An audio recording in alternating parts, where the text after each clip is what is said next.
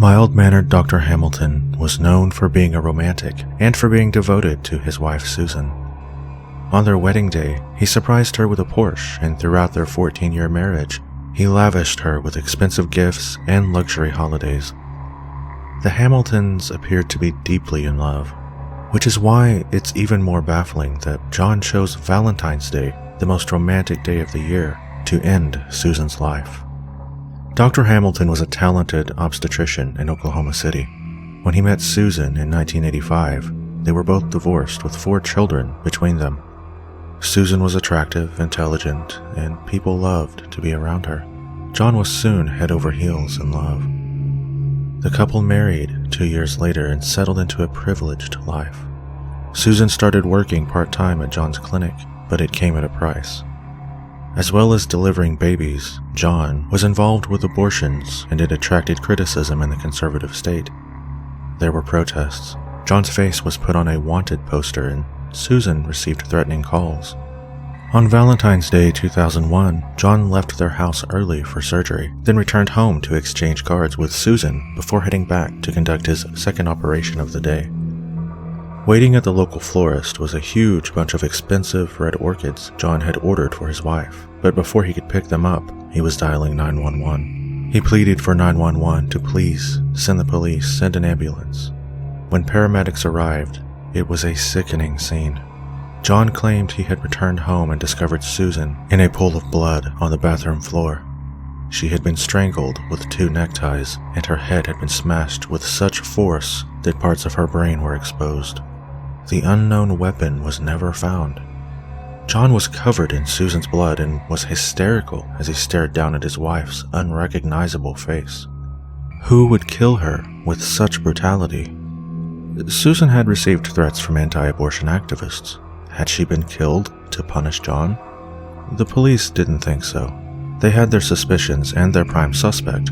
John said he tried mouth-to-mouth, but there was none of Susan's blood on his face despite her facial injuries. At the crime scene, there was no sign of forced entry, nothing stolen, and no bloody footprints leading away from the carnage. Then police found the Valentine's Day card Susan had given her husband that morning. Inside, the message read, "I bought this 2 weeks ago, so I guess maybe it doesn't seem as appropriate, but I do love you. Have a good day, Susan." Her words made police question whether the marriage was as perfect as it seemed. One of Susan's friends revealed that the couple had argued after Susan had discovered John had been making calls on his mobile phone to a topless dancer. While John insisted she was just a patient he was trying to help, Susan accused him of having an affair. John was taken to the police station. They noticed that during the car journey there that he was scraping his knuckles on the mesh divider. Was he trying to hide injuries on his hands? The time slot to kill between surgeries was tight, but when investigators discovered he'd been late for his second operation, he was charged and denied bail. However, John had plenty of supporters. Even when details about the stripper were revealed, public opinion was that at worst he had stepped over a professional boundary. If he'd been having an affair, perhaps his mistress had killed Susan. When the trial started in December 2001, in the majority of people's eyes, John remained a gentle, kind, and devoted husband. Prosecutors said Susan had confided in friends that she was considering a divorce. The couple had argued after they'd exchanged cards in the morning.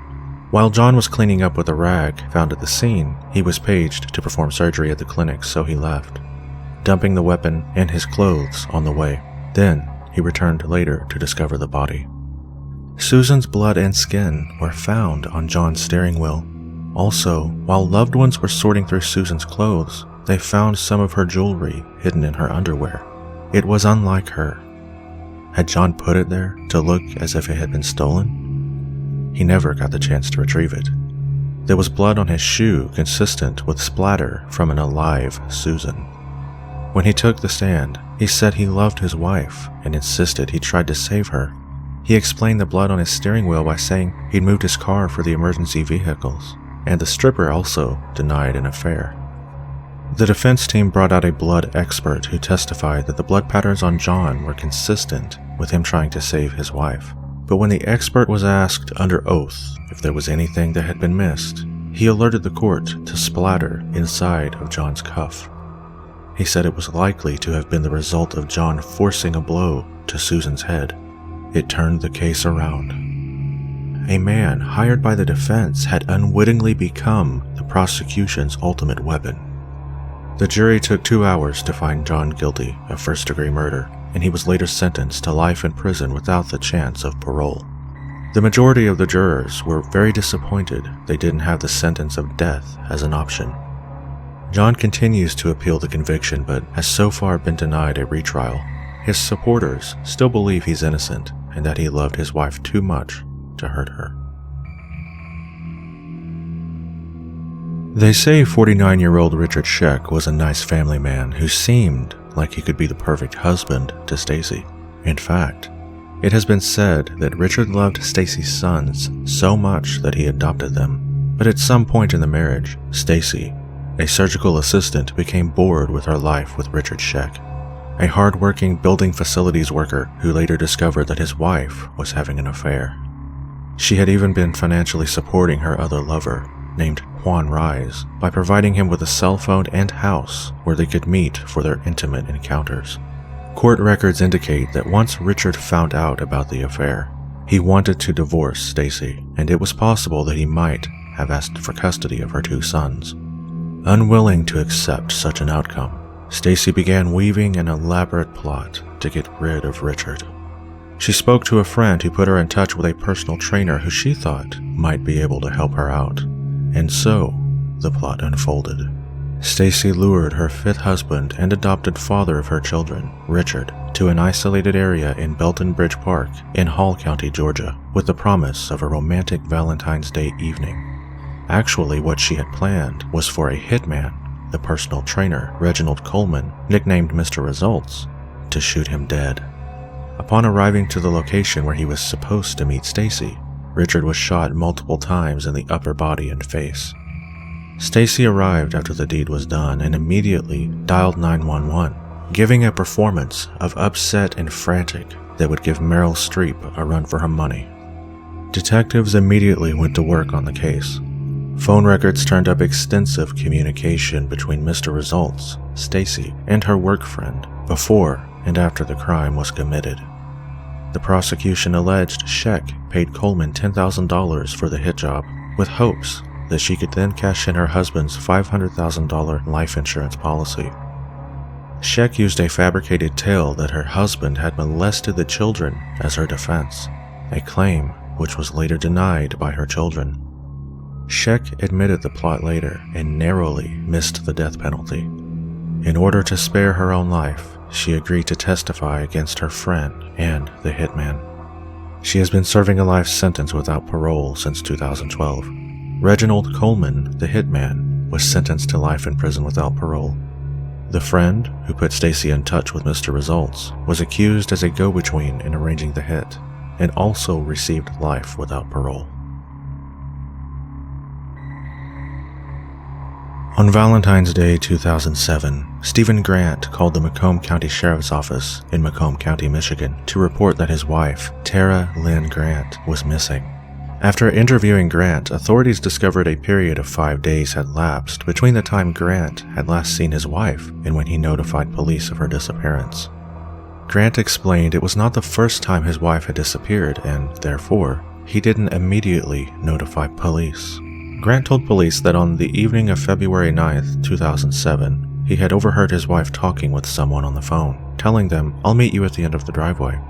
Grant said he saw his wife get into a dark-colored vehicle, which then drove off. He said he had not seen or heard from his wife since that evening.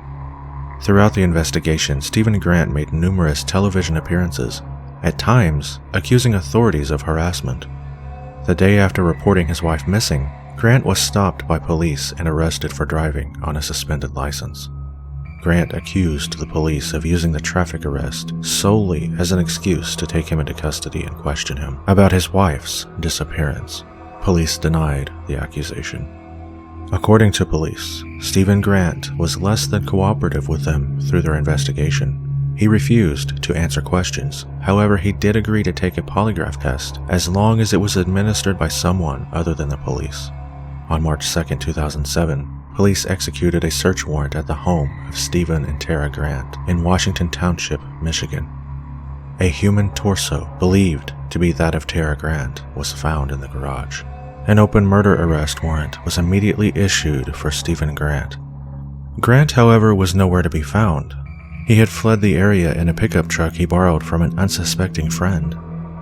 On March 4, 2007, a cell phone call Grant made to his sister was tracked, and he was located 280 miles away in Emmett County, Michigan. With the assistance of a United States Coast Guard helicopter crew, he was pursued and captured by local, state, and federal authorities while hiding in the Wilderness State Park. Clad only in pants, shirt, and socks in the frigid northern Michigan weather, Grant was suffering from minor frostbite and hypothermia at the time of his capture. He was taken into custody and airlifted to Northern Michigan Hospital, where he was hospitalized for a brief period of time. According to authorities, during his hospitalization, Grant gave a full confession, explaining in detail how he had first fought with Tara Grant before strangling her. He said he then took the body to a family-owned tool and die shop where he dismembered it. He then took the remains to nearby Stony Creek Metro Park in Shelby Township and disposed of the body parts there. However, upon learning that police would soon be conducting a search in that area, Grant returned to the Metro Park and recovered the torso of Tara Grant. He returned home and hid the remains in black plastic garbage bags in the garage. According to his written and spoken confessions, Stephen Grant killed his wife during an argument after she had slapped and belittled him. He was released from Northern Michigan Hospital and was transported to Macomb County by a convoy of sheriff deputies. On March 6, 2007, Grant was formally charged with Count 1 homicide, murder in the first degree that is premeditated, and with Count 2 disinterment and/or mutilation of a dead body. The charge of Count 1 homicide in the first degree that is premeditated is punishable by life in prison. The charge of dismemberment is punishable by up to 10 years in prison, or a $5,000 fine, or both. On April 13, 2007, Stephen Grant's confession was released to the public, including the entire conversation he had with authorities and a written confession that he gave police. December 21, 2007, Stephen Grant was found guilty on the charge of murder in the second degree and later was sentenced to a minimum of 50 years in prison. In 2010, Grant lost his final appeal in state court, leaving intact the original sentence of 50 to 80 years.